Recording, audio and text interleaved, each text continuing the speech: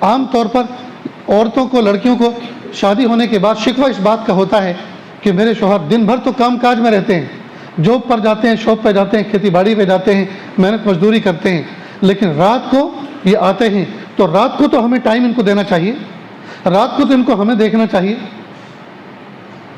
لیکن رات کو یہ بیوی کو نہیں دیکھتے، فون دیکھتے ہیں۔ اور بیوی بھی کیا دیکھتی ہے کہ جب یہ فون دیکھ رہا ہے تو میرے پاس بھی تو فون ہے، میں بھی دیکھتی ہوں۔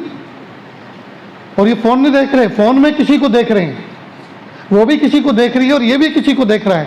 بتائیے، جہاں یہ حرام ہو رہا ہو، بازو حلال پہلو والے بیٹھے ہوئے ہیں، ایک ہی بیڈ کے اوپر حلال دونوں شخص موجود ہیں، بیوی شوہر کے لیے حلال، شوہر بیوی کے لیے حلال، لیکن حلال کو استعمال نہیں کر رہے، حرام کو استعمال کر رہے ہیں۔ اب کیا کہا جائے اس کو؟ اس کو بیوقوفی کہا جائے جی، اس کو دیوانہ پن کہا جائے، اس کو کیا کہا جائے؟ اس کو عنوان آپ ہی دیں دوستو۔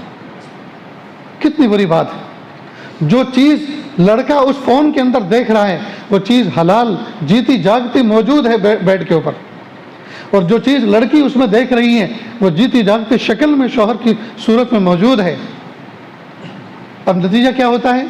جب اس میں حرام چیزیں دیکھیں اور جذبات دوسرے بنے، اب ایک دوسرے کا قرب اختیار کرتے ہیں، تو اس حلال کام کا آغاز کس سے ہو رہا ہے؟ حرام چیز سے۔ اب اولاد کیسی آئے گی؟ کیا جنید و بایزید جیسے متقی آئیں گے؟